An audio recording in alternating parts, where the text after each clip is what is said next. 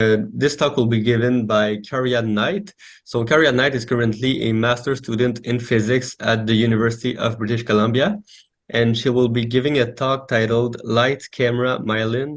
Can 31P ssNMR take center stage in the quest for quantitative MRI of membrane morphology? So yeah, thank you, Cariad, and go ahead. So I care about phosphorus. I do solid state NMR.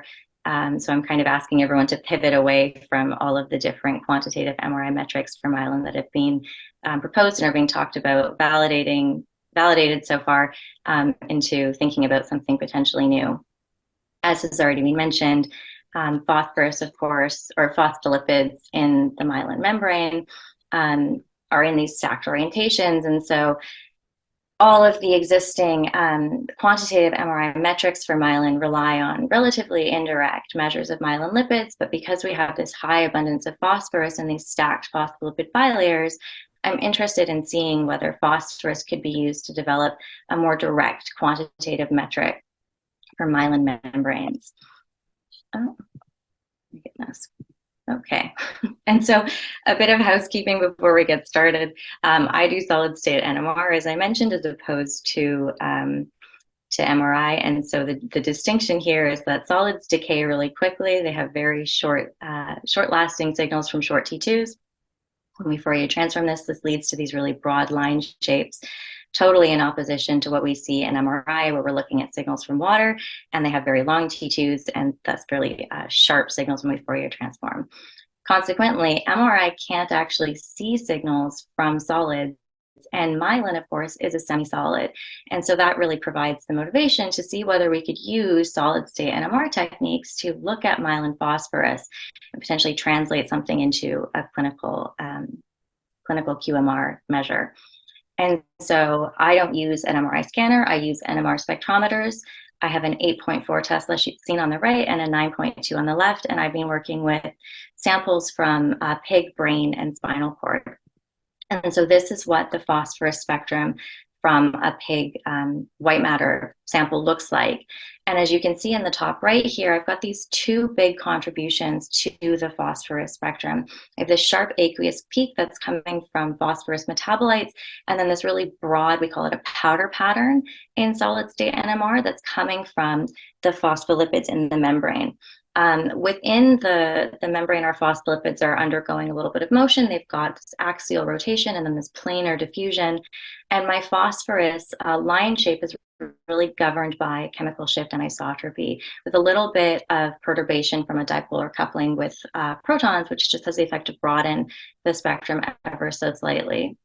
And so within this, this spectrum, I have a sensitivity to the orientation of my phospholipids within the membrane, either kind of parallel to the membrane in the field or perpendicular to, as highlighted on this bottom right corner here.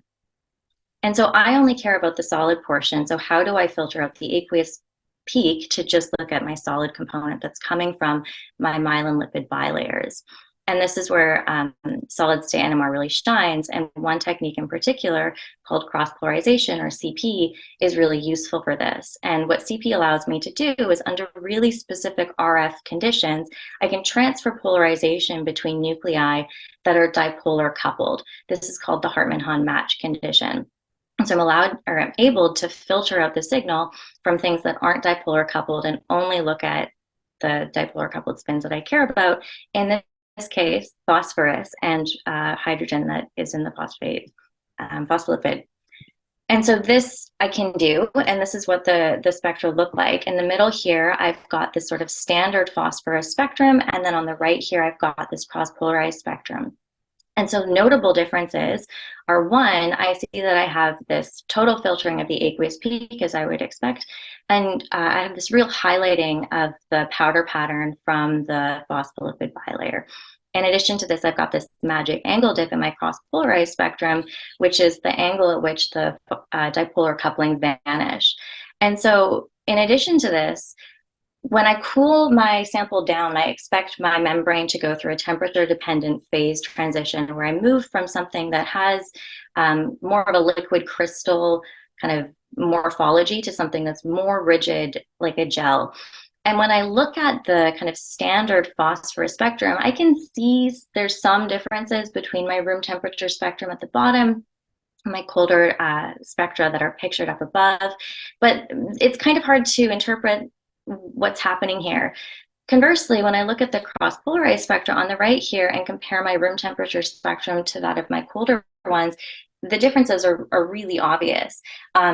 In particular examples I've highlighted here in red, I have this reemergence of an aqueous peak, and what that tells me, what we think that tells us, is that our molecular motions are now slow enough that we're able to detect cross-polarization in these kind of almost frozen aqueous metabolites that we weren't able to before. And so this means that our CP spectra may be a useful tool at looking at differences in myelin membranes. And to bring this back to an MRI context, because of course we're not actually freezing people down to -30 to look at changes, one thing that we would really like to be able to quantify and distinguish is differences between gray and white matter. And so characteristically, these have different amounts of myelin that leads to their differences in their color, and they have correspondingly different phosphorus spectra shown on the right here. And these spectra are reflective of the different amounts of myelin, as we can see in sort of how pronounced that solid powder pattern is. And that's also seen when we cross-polarize. But in addition to this, something that's really neat is when I look more closely at the difference between my white matter and my gray matter spectra, I see that when I cross-polarize, not only do I have this sensitivity to the amount of myelin, but I also have this really pronounced magic angle dip seen on the left here in my white matter sample, which is totally absent in my gray matter sample on the right. And so this CP spectrum in my white matter sort of hints that there might be something else that my cross-polarized spectra are more sensitive to, in addition to just kind of myelin content. And so to probe this further, I looked at some different white matter samples from different brain regions where we have different degrees of orientational homogeneity of white matter tracks.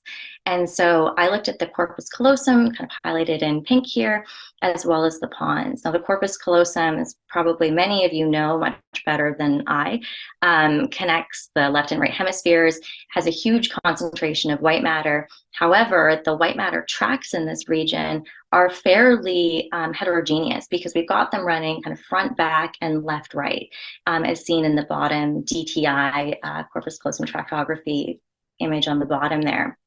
Conversely, in the pons, which is part of the brain stem that connects the spinal cord to the brain, I've got a much more homogeneous orientation of my white matter tracks. And so when I look at what the CP spectra from these two different regions look like, I see again these really kind of pronounced characteristic differences. In particular, when I look at the spectrum from the pons, shown in blue in the middle here, I have a really dramatic magic angle dip and quite an enhanced signal at my parallel edge, sort of parallel to the membrane normal. And I see both of these in my spectrum from the corpus callosum. However, they're much less pronounced. And likewise, when I look at my gray matter spectra shown on the bottom here in this kind of grayish pink, I really don't have either of those. And so what this is telling us is that our proton phosphorus dipolar couplings are really highly ordered. And this means that CP could be a really fantastic way of looking at the ordering of the membranes themselves. And so this sensitivity that CP has to white matter tract homogeneity actually makes a lot of sense when we look at characterizing these proton phosphorus dipolar couplings. And to do this, I did a seed or spin echo double resonance experiment. And since I don't have presenter view, I have no idea what time I'm at, but I know that I'm cutting it close. So I will not get into any of the details here. But suffice to say that by doing this experiment, what I was able to determine is that my phosphorus proton dipolar coupling tensor is coaxial with my phosphorus chemical shift tensor in the principal axis system of the phosphorus nuclei, which is a very formal way of saying that the interaction responsible for cross-polarization is parallel and aligned to that gives my phosphorus membrane its orientational information and specificity. So it makes a lot of sense that CP has this sensitivity to and really highlights differences in the membrane organization and ordering in terms of our phospholipid dynamics, the amount of myelin, and also the homogeneity of our white matter tracks. And that's great. But I mentioned that MRI can't see signals that are from solids. So how do I get this signal into something that's actually MRI detectable? And to do this, we need to know whether there's potential for crosstalk between our solid phosphorus and our aqueous water. And so to probe this, we did magnetization cross-polarization, or MTCP hybrid sequence, in which we first place the magnetization of our water either parallel or anti-parallel to the main magnetic field. We then allow for some time for this magnetization to diffuse into our membrane and our solid hydrogen. And then we cross-polarize from our solid hydrogen into our phosphorus and detect the phosphorus signal to see whether we can detect and have retained any information of the original state of our water magnetization. What we see is that we can do this. And so this tells us that we have a crosstalk that can occur between our solid phosphorus and our aqueous hydrogen through this solid proton. And so that really supports the feasibility to translate this CP into something that we could use in vivo to detect very sensitively differences in myelin membrane morphology. And so just to kind of wrap everything up, now that we know that CP is, really highlighting our phospholipid bilayers and our myelin membranes, we see this sensitivity to changes in morphology, and we know that that makes sense because we have these coaxial alignments of our tensors, and we have this crosstalk. Now the question becomes, how can we reverse this flow of magnetization to start from a solid phosphorus signal and move into something that's aqueous and detectable in an MRI scanner?